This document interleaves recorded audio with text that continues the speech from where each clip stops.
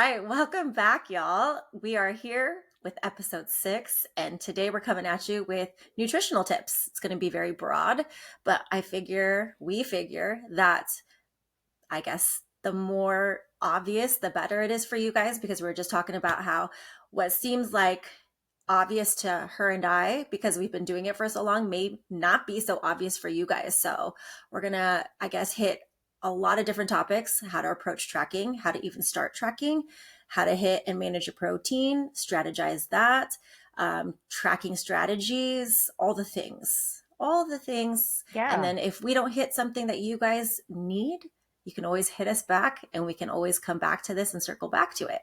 So there's that. Yeah, because there's so much, There right? is. There's lots to learn.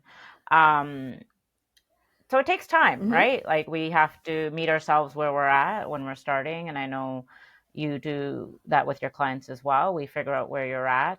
You don't necessarily have to start tracking right away. Mm-hmm. Like it really just depends on your comfort level, what you've done in the past. So basically your history, and what you know about it. And it can feel really overwhelming if, for example, I were to, you've never weighed and measured your food, and I were to just throw that right at you.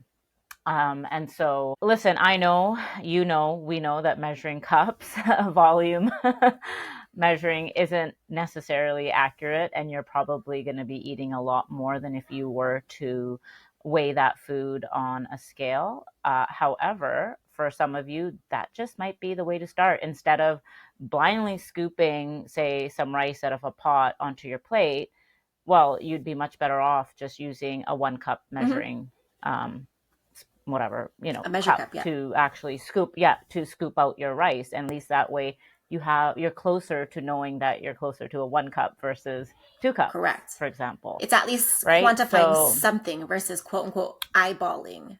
So if that's your approach to exactly. start, then so be it. To piggyback off of that, though, it's also to managing your expectations around that.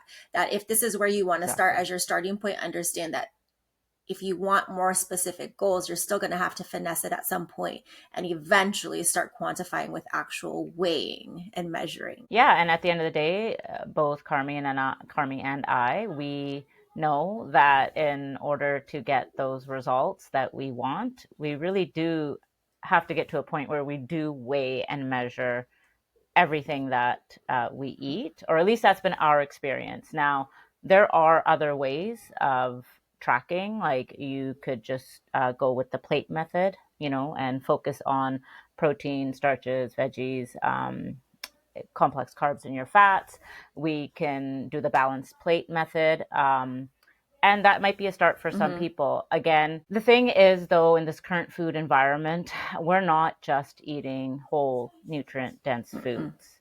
Because when you focus on whole, nutrient dense foods, and that's what comprises most of your diet, like 90% plus, and that's what you're putting on your plate, you are less likely to overeat on those Mm-hmm. things. They're calorically, like, they're less calorically dense, you get more volume, so you're going to be full longer. And when you stick to whole nutrient dense foods, again, you're likely going to be in a deficit, can be, and still lose weight without actually tracking your food.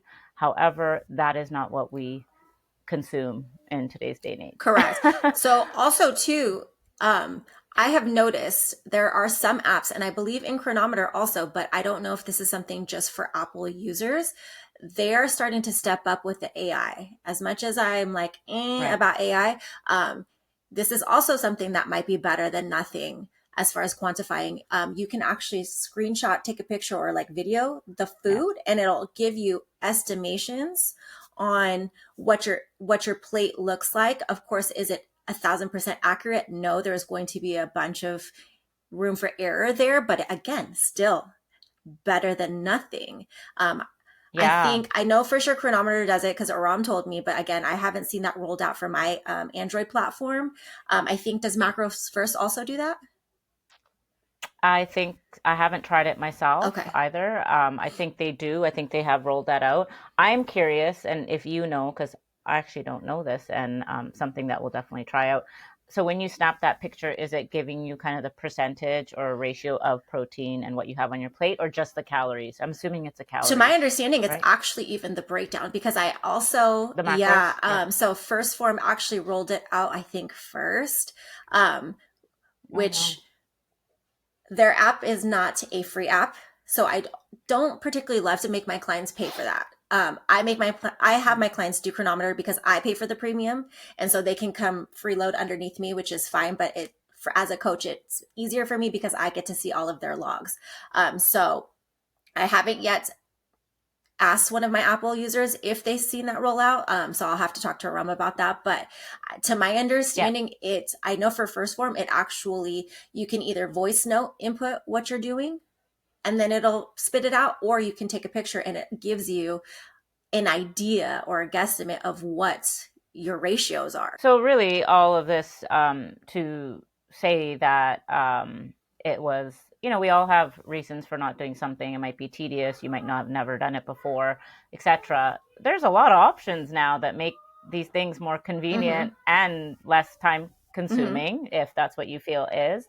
And so definitely something to explore. And circling back to what we were talking about before with our clients, the end of the day, like, you're going to start where you're at, and eventually, I know with me, and I'm sure with you, you can speak to that, we will eventually transition into, weighing, and using a food Mm-hmm. scale, weighing our food, Yeah. right?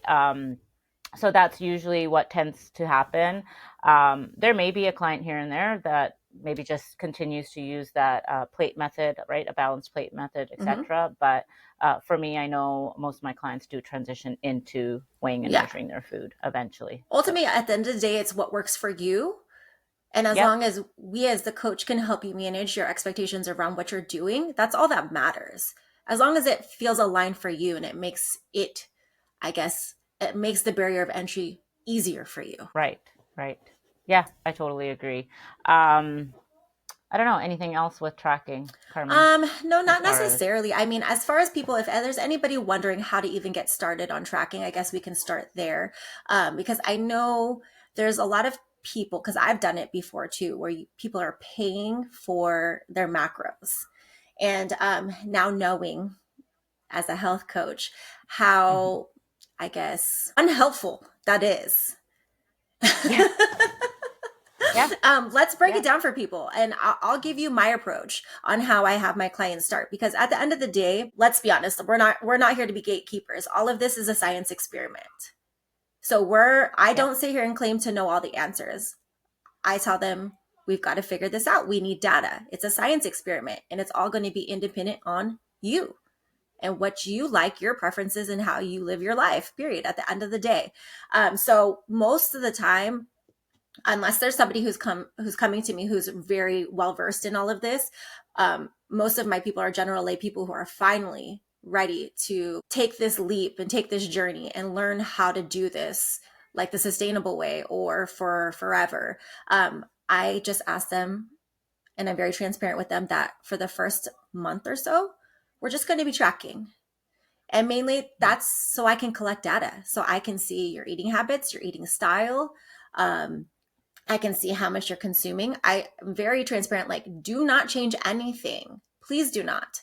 Don't try to impress me. I want to see how your current lifestyle is because it matters.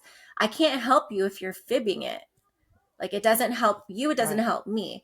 And so how that works is I literally just ask them, if you're willing to track and actually weigh and measure, download the chronometer app. You're going to be on my under my list of clients, and then I get to basically audit and see their days on a daily basis. And I just want to see what their habits look like, and that's it. And I strongly recommend that people Hmm. do that for at least 2 weeks. If a month seems too long, do it for 2 weeks, because from there you're going to see, as long as you're being honest with yourself, and again, that's the really important thing, be honest about it. You're only shorting Yeah. yourself. Don't lie about it, because you're Girl, all of this comes down to being honest with yourself. no, but yes, Right? because at the end of the day, nobody's judging you. You're taking the leap No. of faith to do this for yourself. So be honest about the process. If you sat there and you binged the whole bag of Stacy's pita chips, then put it in there. Put it in there because at least we have data. At least we know. And then we can sit there and figure out, like, why are you doing this? And most of the time people are downing a whole bag of chips because they're probably not eating enough foods that are keeping them full, i.e. Yeah. protein. Yes, yes. And it's really about self-awareness, Mhm. right? Like it's about being aware of what you're putting into your body and what that equates to. We've talked about me doing Weight Watchers before, and I didn't know, like, yeah, points. I mean, but what do those points mean? They mean nothing. That's their own formula that they've come up with in the back end and are, applying that. And so when I started tracking, and I'll admit, I mean, I know I hear you, Sorry, kids. hold up, pause, pause. No, no, it's all good. Yeah, go right ahead. Y'all can't be for real right now. You know I'm recording, right? Thanks.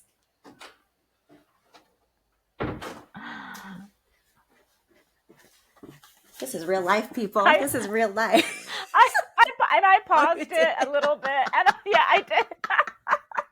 Well, because I couldn't see the pause button because I'm not a host, so I was like, yeah, I'm like, I'll just pause it, give her minute, let her handle that.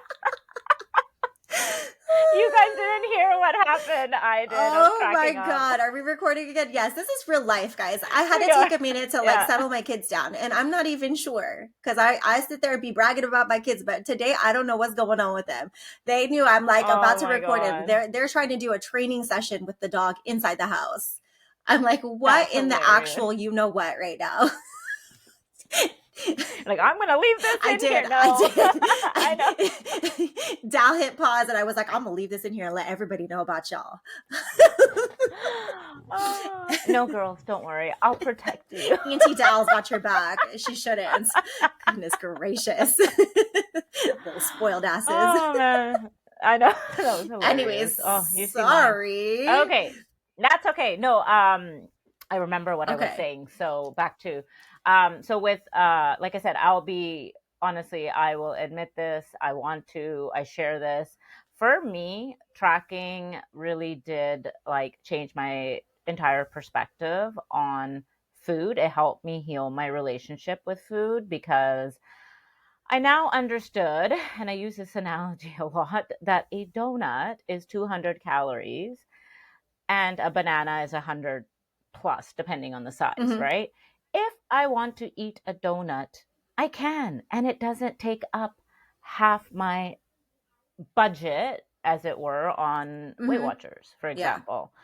So, or a Big Mac or whatever the case may be, right? And it really helped me to understand that and understand nutrition, what calories meant, what they were equated to. And so I was now able to say, okay, I can include this. I just need to know how much of my day it takes up. Also, what it means if I eat that donut. Well, I'm going to feel freaking good because it's going to be good. But endorphins to the brain. I know, right? Yum, yum, yum, done in 2 seconds. But especially at Krispy Kreme. Speaking of, she's laughing right now because we had a whole discussion about Krispy Kreme because she posted Krispy Kremes while she was gone and then had said, can I just only eat one? And I was like, girl, I could take 6 to the face because it's like eating air. That's why I really don't like Krispy Kreme. I like Krispy Kreme, but for that reason where I feel like I eat one and I'm like, where'd it go? It just dissolved. Seriously. Is this cotton candy? Or a donut? Because where did it go? Well, that's just it. And so you understand you can have it, but you can be hungry. It does nothing for fullness. No, that's right? More like it's fun. It's for fun. Yeah. And understand that that's for fun.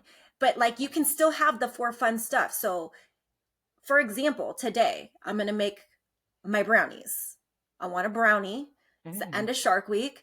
I need to hit. It needs to hit. Okay. And so she's tapping her I'm throat tapping if you can't my see this. carotid artery, like just take it Yeah. straight to the vein, like just pop it in there. Oh my God. I am just a straight Girl. gremlin, okay? Yes. The real reason why Carmi Love lives it. this lifestyle is so she could be a gremlin with all the fun stuff. But to my point, okay, so I was over here while you were trying to get your computer up. I'm pre-logging my day. So here's another nutritional tip, Yeah. okay? I already know what I'm going to have for breakfast after I get off of here with you. I've already had my protein coffee and I've had some sausage to get me through this recording. So that's logged in there. I logged my breakfast. And then what did I do next? I logged the brownie and the ice cream that I want. So Yep. will it fit perfectly in my day? Probably not, but that's not the point. The point is now I can work my way or the rest of my day around that meal to still get that satiety and fullness from whole meals without skipping anything. Yep. But also contextually, because context matters, right? I also have a high calorie budget, which some of you do not. So will you have to finagle and dance around certain things? Maybe. Do I? No, because I'm in maintenance. So I have that wiggle room. So all of that stuff matters. But if you want things that I tell clients that are your quote unquote non-negotiables, like I had a couple clients where Skinny Pop was her non-negotiable or the Halo Top was their Mm-hmm. non-negotiable. Okay, cool. I'm not going to take that away from you. But how about we log it first and then you fill in all the rest of your meals around that. So it's there, it's accounted for. And now we're not binging or going completely insanely over at the end of the Yeah. day. So that's something that I strongly recommend for people because it's not about taking things away from you. It's about how can we add things to still give you that flexibility, to still give you that satisfaction. Because we all know you Yep. want the damn ice cream and you want the damn Krispy Kreme. And anybody who says that you don't want it, you're a damn liar. Exactly. And like I say, satisfaction is a strategy because that's going to help you, you know, be adherent to whatever your plan is, your goals, whether you're fat loss or maintenance. You know, being in maintenance, I have, a client who's in maintenance right now, choosing to be, in maintenance during the summer, which is huge. Mm-hmm. But it's like, I do this too. I always have something sweet every day. Like, I don't give a shit when anyone says, like, I am going to have that. And so I just log it like you, I log it in the Mm-hmm. morning. Like that is always logged. Another tip is to, repetitive meals, like Mm. repetitive meals that you have on rotation. So we've talked about this before, having like 2 or 3 meals that you're going to have for breakfast or lunch that you can rotate through. You can create those as meals in your tracking app so that it's just like a one touch process, not like including every ingredient.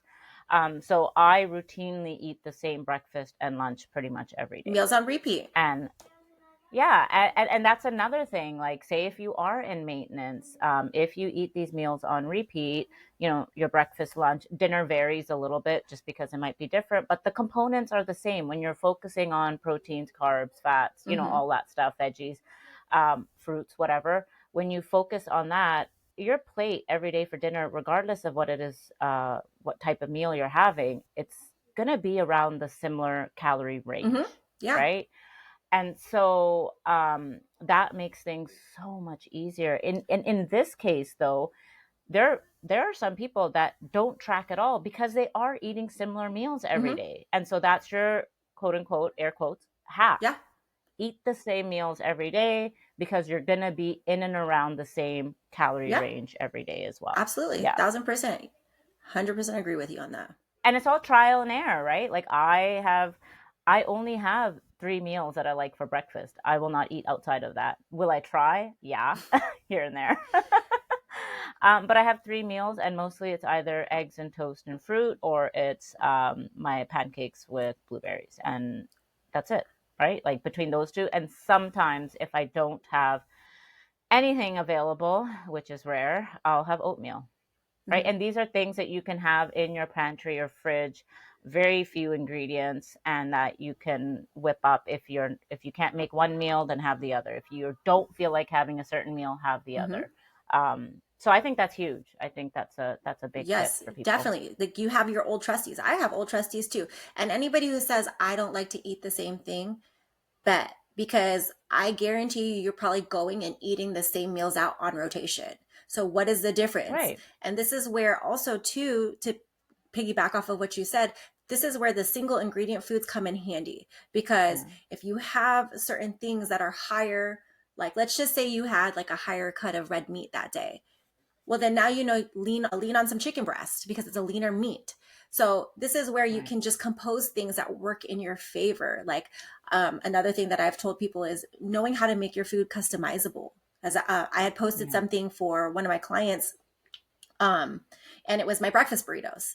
And breakfast burritos are very customizable. You love breakfast burritos too. Yeah. You love to batch make them and put them in the freezer. Yeah. I love them because they're so customizable. Because if I need a higher fat, I'll use more whole eggs. If I need less Mm. fat, I use more egg whites. So that's also where you knowing your food sources and what macros they're composed of will become helpful for you. If you need to ease up on your fats, don't put any cheese on your breakfast burrito, or maybe put half of the amount of cheese.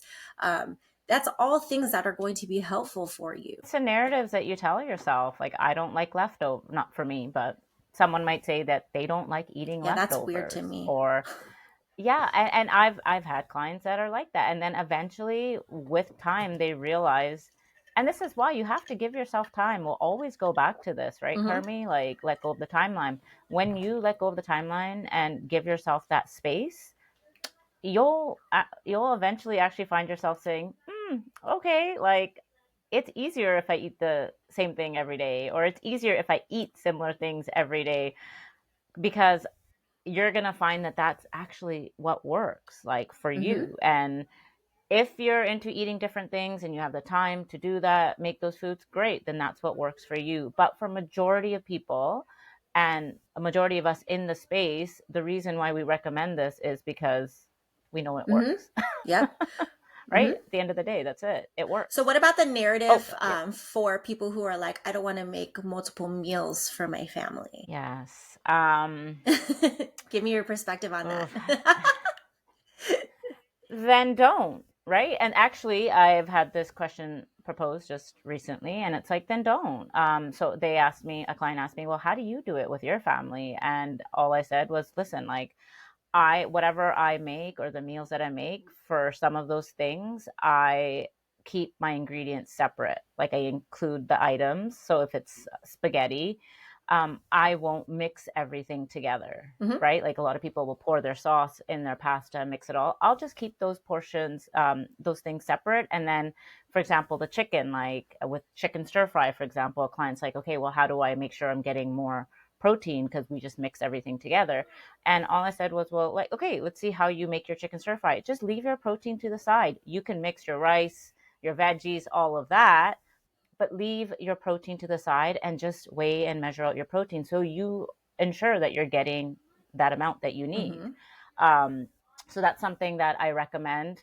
I really do. My kids they like their meals deconstructed right now, so that helps, right? They don't like, they don't like their things mixed in. Um, and at the end of the day, if you don't like making different things, then that's just a preference. The question should be, can you and do you have time to make separate meal for Mm-hmm. yourself? And if you do, go for it. There's nothing wrong with that. So if you're hearing like all this noise, if someone is saying you shouldn't be making different meals and your kids should be eating the same stuff and this and that, well, that's their opinion. Right. If you have time and space in your life to do that, do it. Mm-hmm. Right? Like, I mean, I know some parents will say their kids are picky eaters or this or that. And whatever the reason is for why they're picky eaters, at the end of the day, like, you can still make food and consume food that aligns with your goals, right? It Yes. doesn't, kids do eat different things. That's just the way it is. Yep. And if you're a parent, we understand that. Like, my kids won't eat chicken strips. Like, I have a bag of store-bought Costco chicken strips. They refuse to eat it. I want them to eat them because they're easy. Right. I can throw them in the air fryer, but they won't. right? So I don't know. That's something that a few of the things that I will share with my Mhm. clients, just a few different tips. But I really don't agree with the narrative that like you can't make different meals for Mhm. yourself. If you have certain goals and whatever those might be, like there's no reason why you can't find and integrate a method that works for you where maybe some of the stuff that you're eating your kids can also eat, i.e. protein. Yep.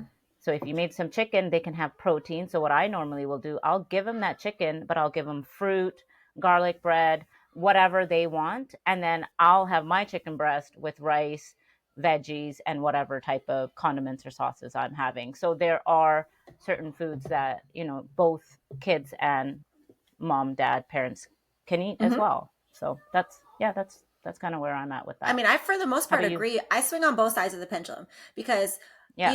like you said, kids are not always going to want to eat what you're eating. And I'm okay with that. But then I also have a different Yeah. perspective because I have older kids. I have a kid who now knows how to use the air fryer. So, okay, cool. This is what's in the fridge. If you don't want that, you better pop some chicken nuggets in there then for yourself.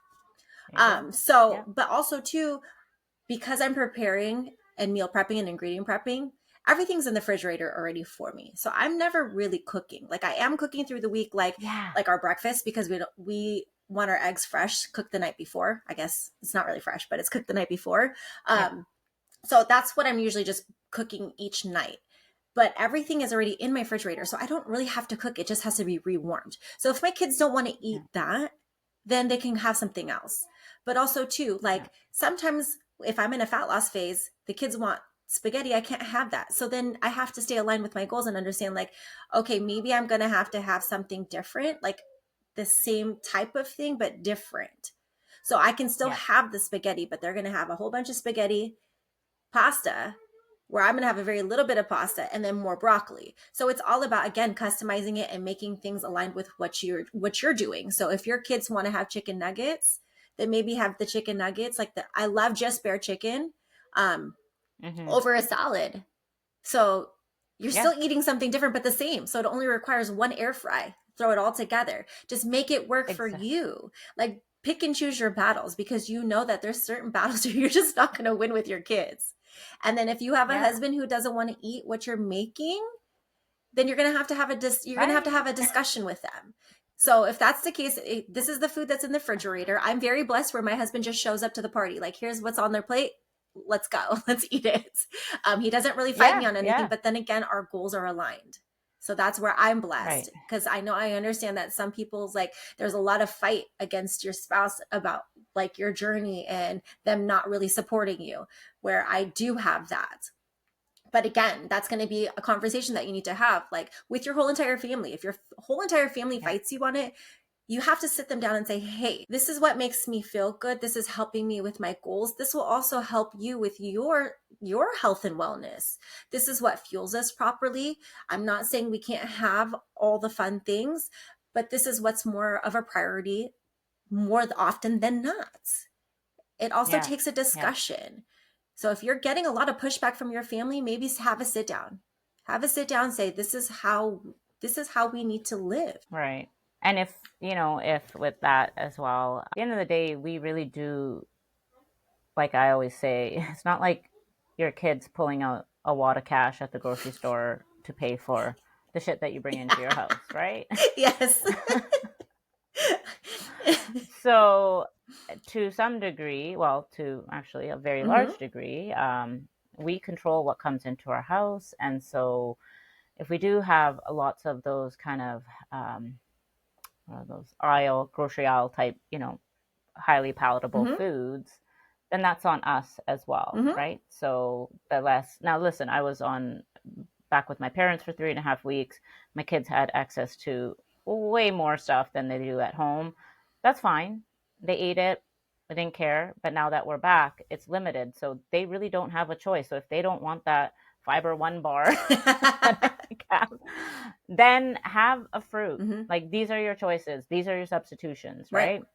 right? Um, yeah, so for sure that obviously plays a role. But I'm also of the mindset that at some point, we still have to take personal responsibility and accountability for our Mm-hmm. choices.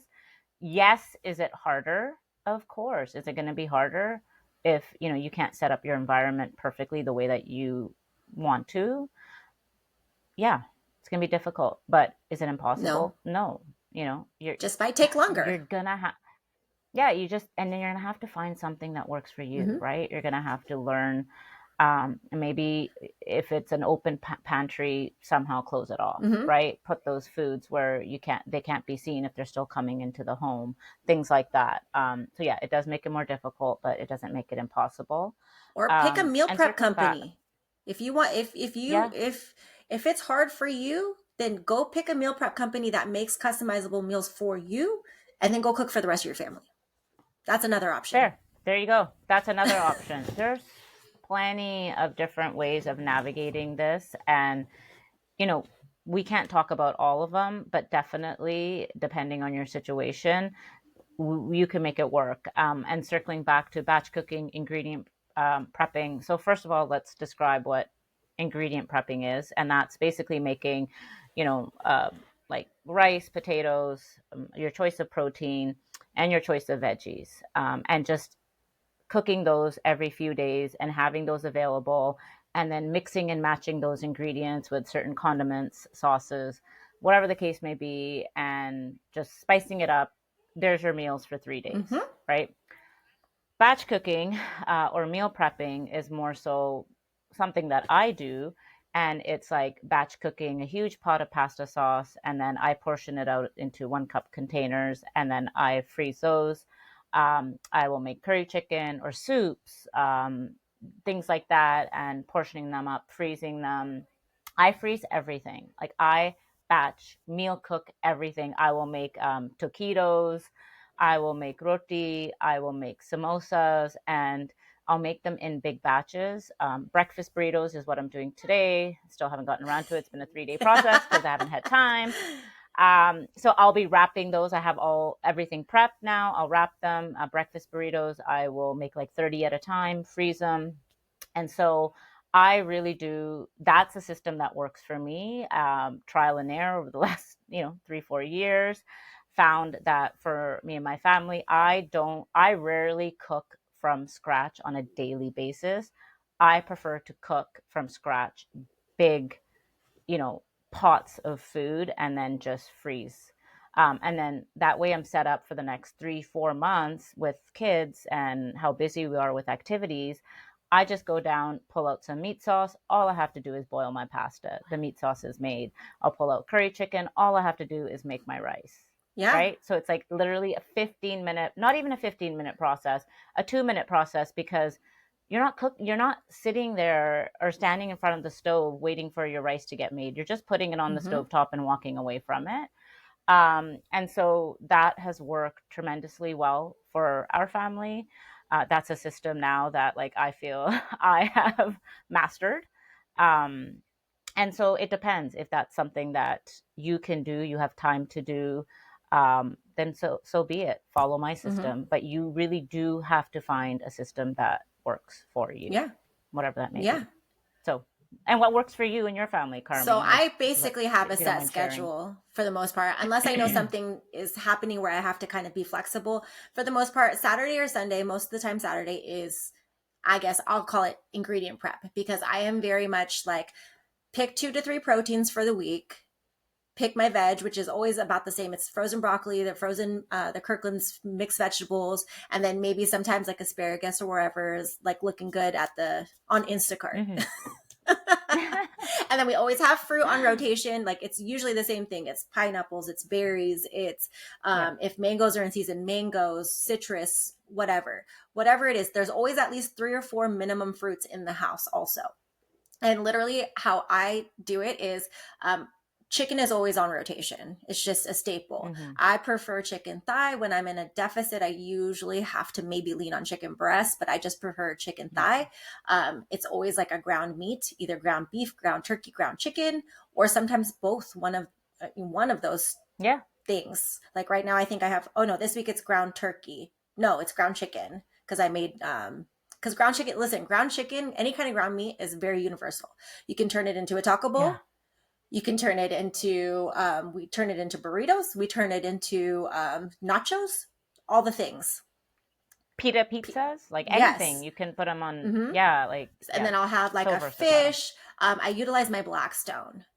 My Blackstone is so key Yeah. because honestly, I'm only mucking up one area for the most part, maybe part of the area in the kitchen because I had to roast potatoes yesterday. But I'm not like all over the place. It's literally here and here, and that's it. Um, and I like to do just lemon juice and a dry rub on my chicken. Let it sit for a little bit, throw it on the Blackstone. It's done in about 20, 25 minutes, depending on how thick the meat is. And then I let it cool for a little bit, chop it up. That's key. Chop it up so it's ready to go. Okay. Because the less Yeah. excuses I have to not eat the food that's in my refrigerator, the better. And then I just put it in a Tupperware and I put it out. And then honestly, what I'll do is I just figure out, okay, so do we want potatoes with our carbs? Do we want rice? Okay, cool. Yeah. We'll do that. Add whatever meat that's there and compose whatever it is. We like honey mustard. We like the, barbecue sauces. I don't particularly like the sugar-free stuff. We have room for it. I only utilize like Right. the fat-free and the sugar-free stuff during fat loss phases. When we're in maintenance, full send, give me all the full Yeah. calorie stuff because I can afford it. Right. um, Right. Yeah. I'm like that yeah. too, for the most So part. really, what changes again? What you said is what changes the flavor profiles is sauces, condiments, Hmm. whatever. I mean, it's not hard, but you guys make it hard because you think that your meals are supposed to look like restaurant quality meals are supposed to look like a 4-star meal. Your meals need to be simple. They need to fuel you. They need to serve a purpose. And that's really all it needs to be. It doesn't have to look pretty. Like, of course, don't make it look For the like most dog part. food, Yeah. Yeah. Yeah. but stop expecting your meals to look like they came out of a 5-star Michelin restaurant. It doesn't need to. Yeah. Is it tasty? Cool. That's it. That's it. Yeah. Make it tasty for you. And that's the thing, though. If you've been used to eating out a lot, you get used to the idea that that's how everything should taste. But that also comes with But I calories kind of call bullshit on factoring, that because how right? many of you are actually eating at 5-star restaurants all the time? Most of you, Well, not 5 star. Yeah. I mean, most of you are we're, probably eating out. we're talking chain Yes, restaurants, that's what I'm right? saying. Yeah. Like, because really, like, it doesn't look all that pretty coming from, McDonald's or In and Out or Burger King. Like, it just looks like what it looks like. I mean, Yeah.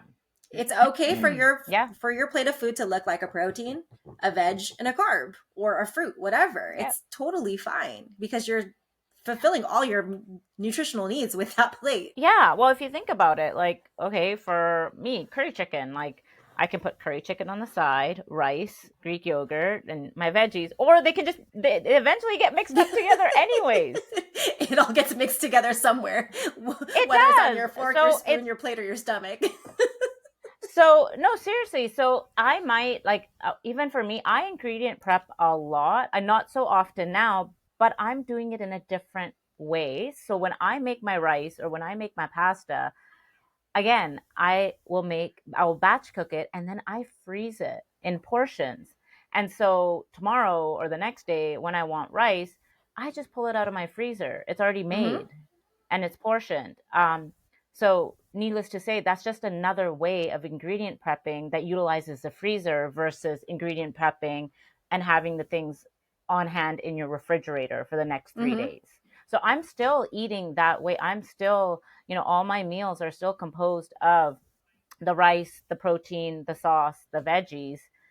They're just in the Yeah, freezer. but think about That's the it. simplicity of that and how Yeah. much it takes away from decision fatigue. Because literally, how many of you spend your time sitting there, like on your way home from work, like, oh, what are we going to have for dinner tonight? What do I need to put Right. together? Like, what do I have at home?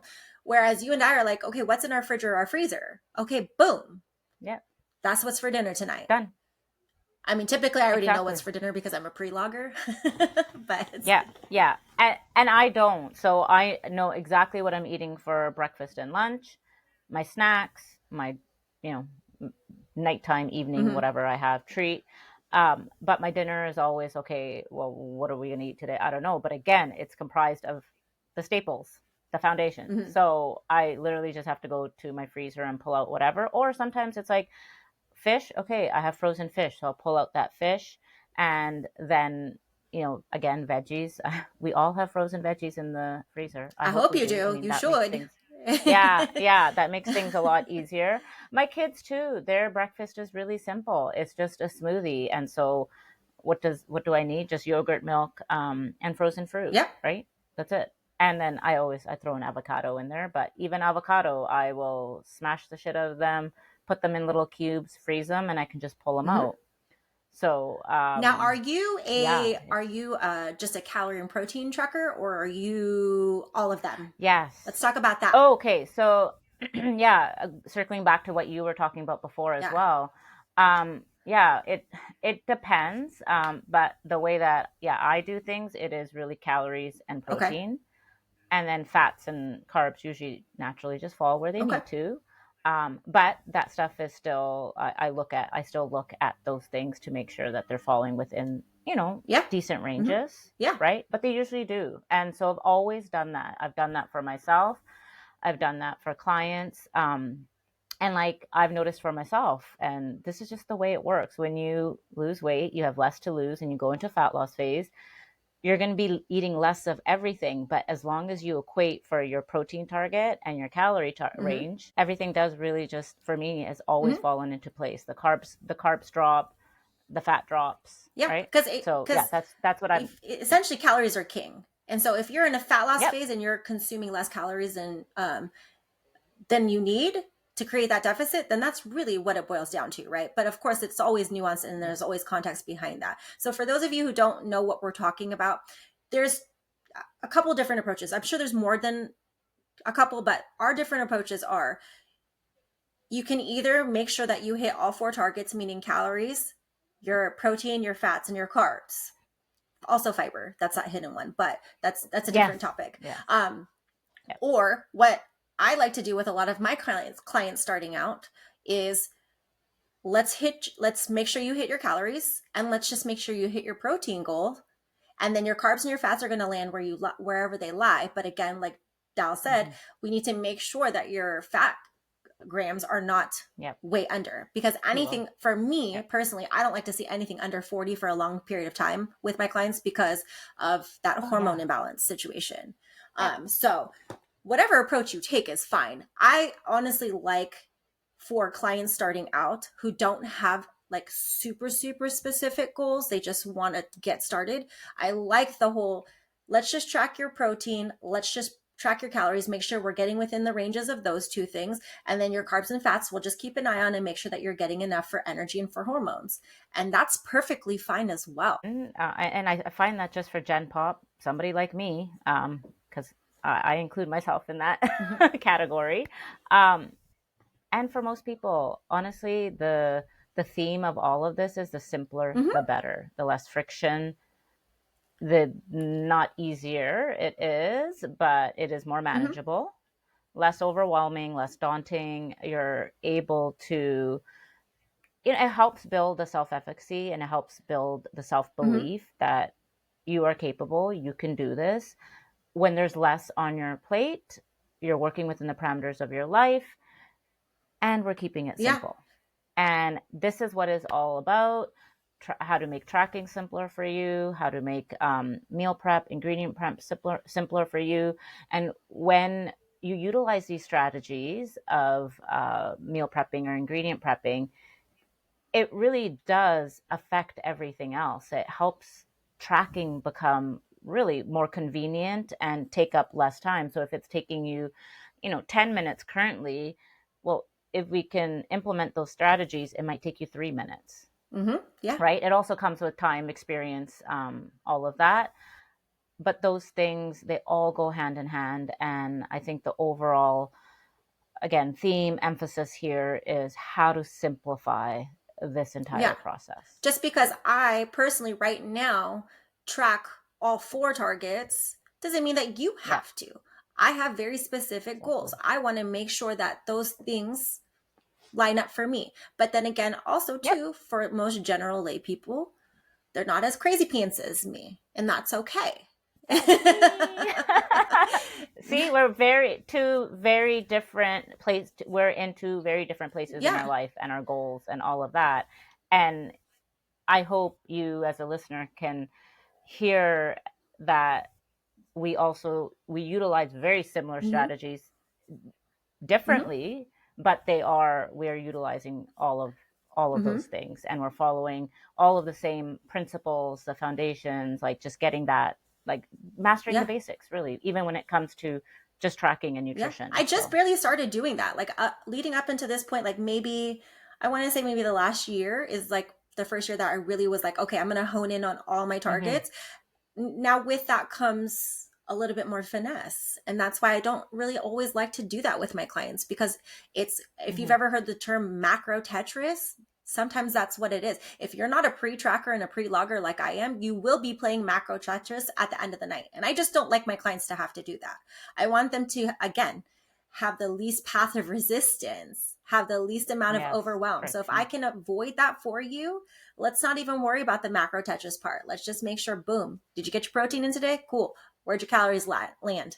Oh, they landed within the range. yep, And when we say range, guys, just because you have your number set at 1800, you can go plus or minus a little bit. There's that range. So you have to give yourself that grace also. Like, it doesn't have to look perfect. I like to do 90 on Chronometer. I don't know which tracking app you use. Chronometer, it gives us percentages also. So I like to see my clients within 95 to 105%, plus or minus one way or the other. mm-hmm, And I'm happy with that, because it typically will right. help them still staying within that range. Yeah, I do the same. I do more. So my clients just use whatever apps they're comfortable with, and I just creep in there and check out their logs. um, I personally use my Fitness Pal. I also have Macros First. Most of my clients use Macros Okay. First. It's an incredible app. Um, and yeah, so it's again, same thing. Ranges. If we are here, we are all here trying to. A lot of us have that all or nothing kind of mindset. So ranges really help with kind of overcoming that as Mm-hmm. well, right? Not having to stick to a strict number, a strict target. It's always protein is always a range, fiber is a range, calories are a range. Again, if you're not doing exactly looking at your macros, fats and carbs will fall within a range Yep. too, naturally. Now, So, next question. How would you approach a client who is struggling to get at least 100 grams of protein on a daily basis? How would you take a client through that? whew, Because I think that's important too, because I think um, that's huge for us women, because protein has never been something that has been really told that is important for us. Like, that was for the bros, right? yeah, And now we yeah, are a generation of women who are like, no, eat your protein, you need it. It's not just for the yeah, muscles, it's for your quality of life, so you can stay strong as you age and not have to be Miss Ma'am in the wheelchair or the walker.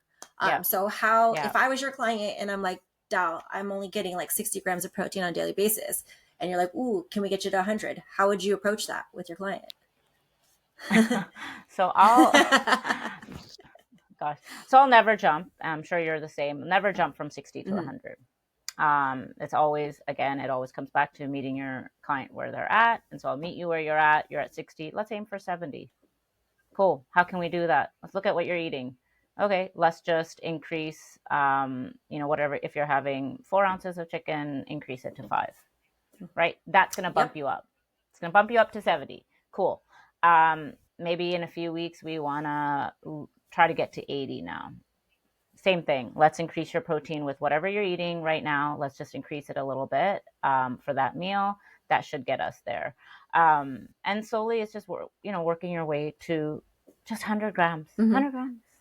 That's it, Yeah. right? And some of my clients will be exceeding that, and some will be falling within that 80 range, and I'm okay with that. Of course, I want you to get to 100, and it's just a matter of reworking. And in a fat loss phase, like, it is really important to have that protein high, but again, it's a work in progress with a lot of Yes. clients for me, Yes. and it just happens slowly, but we do eventually get Mm-hmm. there. And then they start realizing too, like, as they're going through the process, shit, like, I felt hungry, I wonder why. And especially with like Indian culture, a lot of our meals, they're not comprised of high protein Mm-hmm. items. And so how do we do that, Yep. right? And so if you're just eating, and then you tend to eat more carbs because you don't have that Yep. protein, right? And then you're hungrier faster. And sometimes they'll reflect back and look back like, oh yeah, that's because I didn't have like any protein at Yeah. all. Or I had 10 grams. And so, or I had 10 grams, just a little bit of yogurt or whatever. And so with, so for example, with Indian food, it's always like, let's make the swaps, right? Instead of traditional homemade yogurt, have Greek yogurt. And if you're not used to Greek yogurt, mix a little bit in as you start. So this is something I did with my parents when I was back home now.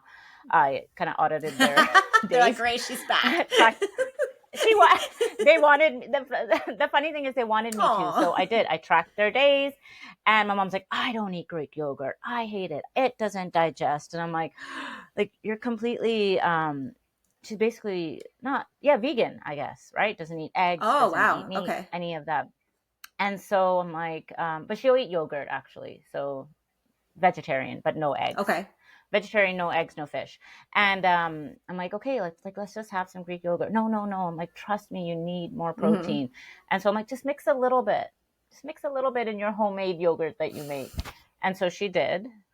And she's like, okay, it's not so bad, Mm-hmm. right? But But she had that's told the herself that. stories, Yeah, she had created the that story in narratives. her head that she doesn't like it. It doesn't digest well. When it could have just been a one-off Yeah, thing. It could have been something else that didn't make her digest it exactly. well. Even my dad, he's like, oh, I never eat yogurt. I don't eat the homemade yogurt stuff. I'm like, Dad, it has so much protein. Like, you really Mm-hmm. need to increase your protein. So he tried it. He tried a brand that I got. And he's like, oh, that's actually not that bad. And then he got another brand. He's like, no, I like the other one better. I'm like, well, there you go. Yeah, he Right? messed around and found out, and that's all it is. He met, exactly, exactly. I have a client who went to India for like 4 weeks, and she bought her family a Greek yogurt maker there. Oh, that's cool. Okay. Yeah, which was incredible. So it was fun for them to try something new, but really, like, selfishly, that's one of the only ways that she could get her protein in. But And how amazing so is that? She's she creating change. I She's creating know. change off of a necessity Exactly. that she needed, and it actually worked out in her favor and for her family's favor. And also, Exactly. And she tried her kudos to best. your client Yep. for being resourceful and being creative, Yes. because honestly, like, I you know, I'm got to so think proud of her. outside the box, guys. Like, don't just succumb to like the circumstances. Like, okay, this is the circumstance, how can I make it work for me? Boom, Yeah. order the yogurt machine. Okay, I okay, sis, I know. I thought that was, see you. girl, I was so proud of her. And granted, she was not hitting her protein target. I mean, you're in a country where, protein is not a Well, dominant because it's food expensive. or a It's macro. expensive. I Yeah, get and that, because the same thing with the Philippines. Like, you're gonna be spending a whole lot of money to try to get. I can't go to the Philippines and hit 160 grams of protein because I'll be spending a no, fortune. it doesn't form, it's not their part of their diet, Yeah. period, Mm-hmm. right? And so she found a way, and I said, it's okay, this is temporary. You're going for, 3-4 weeks. Do the best you can with the circumstances that, you're in and the environment. And just the fact that you made that step and thought about Mm-hmm. that and did that, like, that is Mm-hmm. Just huge. make the best And that's choices it. for And you. And maybe in that okay, so maybe she case, wasn't. supplementation's gonna Yeah. have to come with you. Yeah, and if you can make that work, cool. Like, let's do that as well. And so we talk about that as well. So really, it's finding what works Mm-hmm. for you. It's trial and error. Like you said, fuck around and find Yeah. out, right? Yeah. For a lot of Yeah. And people. then for my clients Um, too, when it yeah. seems daunting, what I like to do, my approach is, okay, so let's sit down and let's talk about this. How many meals can you actually eat in a day? Like, let's be realistic about it. Right. If it's only 3, oh, then okay, cool. So if we're trying to get you from 60 to 80, then let's take 80 and divide that by 3. So let's just try to make sure that all 3 of your meals are comprised of that number. Or if it's 100 Yes. and you can eat 4 meals, so then that's 100 divided by 4, that's 25. So let's make sure that every single meal you hit is comprised of at least 25 grams of protein. I think that that's I'm a very like visual person, very logical person. Like, Yep. for me, if I can see that and I know, like, that will help me. So that's something that I like to Yep. bestow upon my clients is, don't get caught up in the big number. Let's break it down into more realistic, doable numbers. So let's make sure your breakfast or meal one, because some people are like, okay, meal one, meal two, meal three, meal four. Okay, let's make sure meal one is comprised of 25 grams. Meal two, same thing. Meal three, meal four. And it just helps mentally with that broken down system, like, okay, I can achieve this, I can attack this. That's only 25 grams versus, oh my god, it's 100 grams.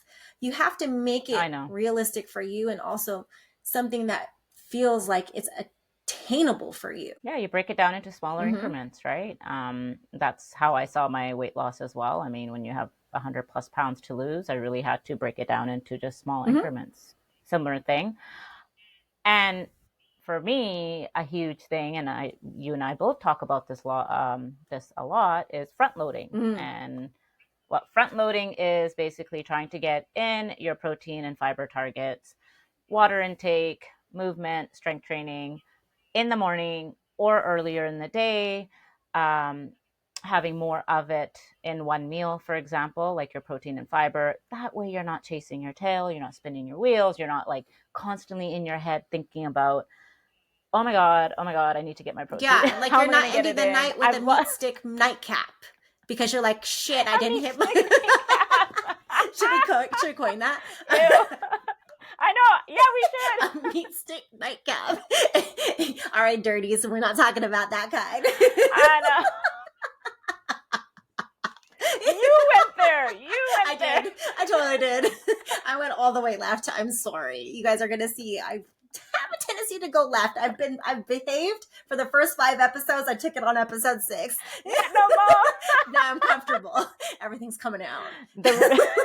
The real us.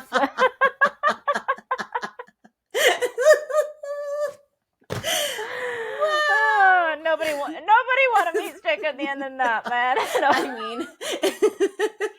I mean, yeah. Depends. Not that kind. Yeah. No. Oh, it depends. It depends. Everything. No. Oh my god. We digress. Yes. That's why you love us. It's like girlfriend hour with a bunch of education and knowledge. And sometimes we spiral. It's okay. It happens. Welcome to the perimenopause brain fog world. Oh, yes. Oh man, we're good. But yeah, I mean, I think. Okay, but yeah, you're right. I think that's like really like the most important things, other than like the reason why we're harping on like knowing how much you eat and where it's coming from is because, let's be honest, I had posted something where somebody had said, you know, their breakfast is a coffee from Starbucks and the egg bites, and it was only 14 grams of protein. Well, if your calorie budget is 1,500 and you're only consuming 40 or 60 grams of protein, that means a majority of your calories are coming from carbs and fats. And I don't know if you guys understand, because I didn't know this until I got knowledgeable in nutrition. I mean, I knew there was some kind of calculation, but every macronutrient has a calorie per gram assigned to it. And so carbs and proteins are 4, your fats are 9. So if you're eating out, a majority of your food is high in fats, that means for every gram of fat you have, that's 9 calories.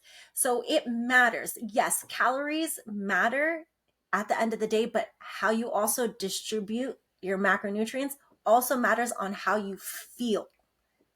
So that's why it's important 100%.